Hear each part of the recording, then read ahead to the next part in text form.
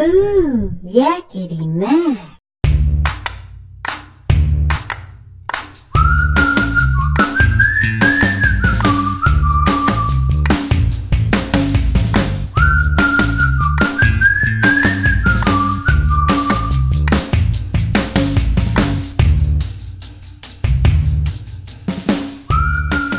Hey guys, Jeff here at Yakety Mac. Welcome to part 3 in my review series of the Pelican Bass Raider 10E. We are about to get this out on the water, going to demonstrate some of its capabilities. I'm going to talk about a couple of do-overs that I'd like to have, and we're going to do some top water fishing. Hopefully catch 2 or 3 bass blow-ups on the top. So be nice to put that on camera for you guys. Speaking of camera, the lovely Mrs. Yakety Mac is running the camera for us today. I tried to do this by myself the other day. It didn't go so well. I'll explain why when we're out on the water. So I'm about to get this unwrapped, unstrapped, and I'll see you down at the boat launch.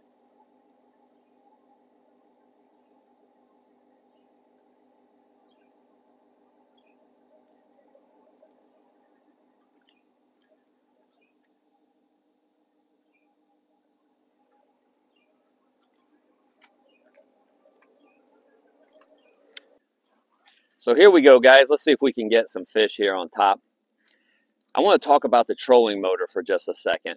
I mentioned the fact that there were a couple of do-overs.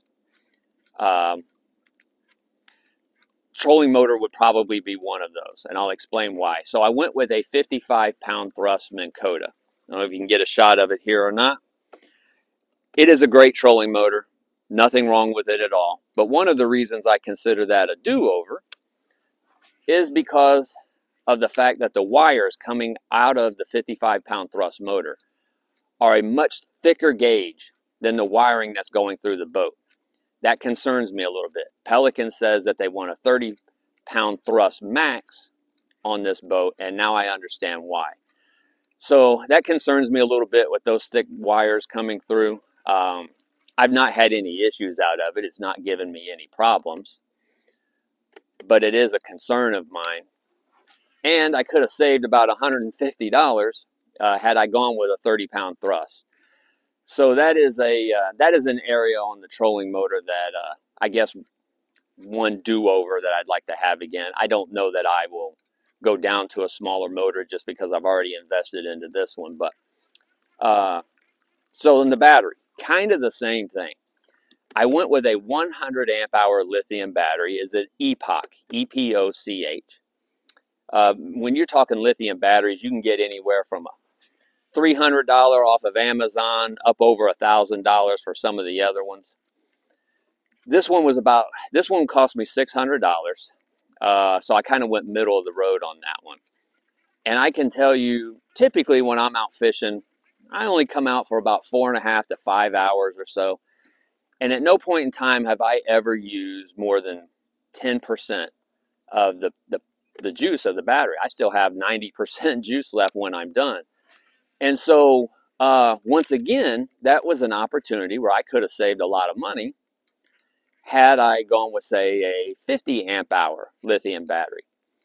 So why did I go with a 55-pound thrust and a 100 amp hour battery to begin with? Well, mostly because of the advice of others. There is an idea out there that it's always best to have more than not enough. And I can see some logic in that. But also, you're talking about a significant savings. If I'd have gone with a $400 battery at a 50 amp hour and a $200 trolling motor, well, next thing you know, I'm saving $300 and some off of the price of the boat. So something to take into consideration. I have not found that I've needed 55 pounds of thrust. I typically fish smaller, calmer bodies of water like what you're seeing right here. So guys, I told you in the intro that I tried to take this boat out and film by myself the other day, and it didn't go well. And the reason for that is because I was the only person in the boat. So I'm only 150 pounds. But sitting here at the front running the trolling motor, what happened was that all the weight was pushing the nose of the boat down. The back of the boat was not making as much surface contact, And so I had a very difficult time steering this boat and keeping it in position. It was not windy at all, but the weight distribution was not spread out. So one of the reasons I asked Mrs. Yakety Mac to join us today and do some filming was to help balance out the weight of this boat. So if you're going to be going out on this by yourself, that's something to take into consideration for sure, is how you're going to balance the weight of this boat out. Again, I'm not a big dude at all, but just me here in the front of this boat made it very difficult to keep it where I wanted to keep it, and it got kind of frustrating. And in fact, my thoughts is that from here on out, I will not take this out by myself anymore. If I'm going to go out fishing by myself, it's going to be in my kayak, because this was just a big pain in the ass to keep straight and keep it going the way I wanted it to go on the water. Y'all, you've heard me talk about the stability of this boat, and so I'm about to do something I have not done before, which is stand up and fish. I have stood up in this boat before to retrieve a lure out of a tree, or when I'm getting in and out of the boat, but I've never stood to fish. I'm about to do that now for the first time and show you the stability. So as you can see, no assistance. I was easily able to stand up and make a cast. The boat is not wobbly. I do not feel like it is unsafe. And when I tell you I am a non-swimmer, I mean I am a non-swimmer. I do not tread. I do not float. I panic when water enters my nose. So for me to be able to do this with the confidence that I am really speaks to the stability of this vessel. This looks like an area prime for a nice bass. And I can't get them to do anything yet, guys. It's only been about 20 minutes or so. We're going to keep at it. Talking on the trolling motor again, guys, I want to discuss some people have an issue with it mounted, that it slips off of the transom unit here. I've not had that issue yet, but just to kind of prepare myself for it, I put a piece of that, it's like a sandpaper anti-slip tape here on the back of the mount. And you'll see what I'm talking about, like on steps and stairwells, where they've got them on the edges of the steps to keep them from getting slippery. But I've not had an issue with this slipping at all. One of the things, and if you've ever seen the Bill Dance video where Bill Dance, his trolling motor slips off and he's bouncing all around and he's trying to control it. That's what some guys are trying to avoid, myself included. But the trolling motor itself, when it comes out of the box, the head's going to be turned the other way. So if you want to mount this here on the front of the boat, there's a set screw up under here. You'll just simply take that set screw out, loosen it, take it out, spin the head around, pop it back down, put that set screw back in, and then you can mount it right here on the front. And then your forward is truly forward and your reverse is truly reverse. And one of the cool things about this boat, especially with having this here mounted on the front, I'm about to show you, is that the turning radius of this thing is fantastic. I wish my kayak had this kind of turning radius. So I'm just going to spin the head around like this, put it on speed 1. And as you can see here, we are doing a 360 right in the middle of the water.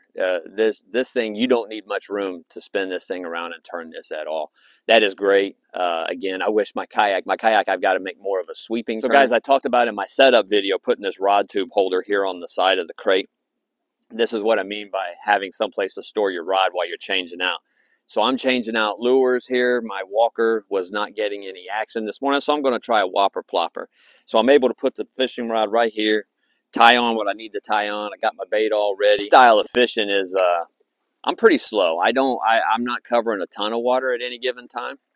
I will, typically what I do is I turn the trolling motor on 1 or 2, kind of position the boat, turn it off, and then sit and make a few casts in a particular area. I'm not Kevin Van Dam by any stretch of the imagination. I typically like to work an area over pretty well, maybe to my detriment sometimes, but throwing the whopper plopper here, trying to cover a little bit more water just because I'd really like to get a nice topwater blow up for you guys, actually for me, but it would be cool to share it on the video.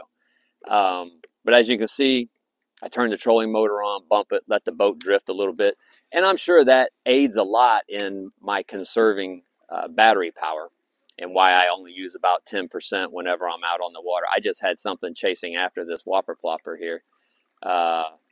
Did not commit to it. I'll see if I can get it to, I'll see if I can get it to commit this time, but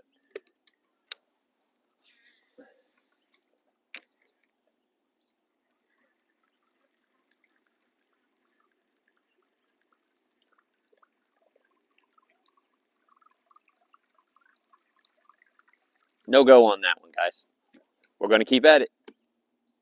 Yeah.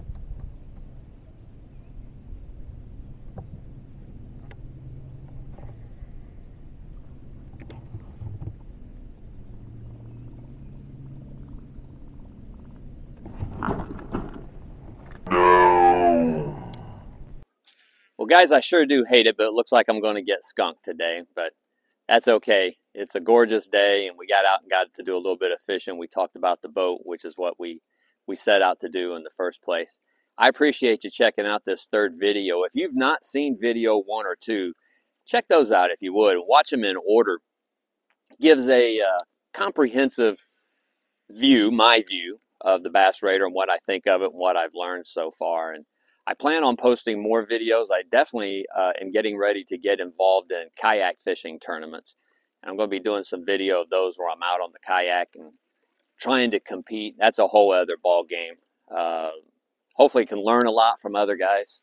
If there's anything that I did not cover in this video series that you want to know about, please let me know in the comments. I'd be happy to answer any questions, or if you want to know more about the battery, you want to know more about the trolling motor, by all means, just reach out to me and let me know. Guys, do me a favor if you would, and hit the subscribe button, hit the notify button, definitely hit the like button if you found this useful to you at all, and then share this video with other folks. Share it on your Facebook page, your group page, or whatever it might be. Just help me get the word out. I'm going to throw for a few more minutes here, see if I can't get something. If I do, I'll add that footage to the end of this video. It's not looking promising. I've not really seen much activity going on around here today, but it is what it is. Guys, thank you again for joining. I appreciate it. And as always, get outside and play.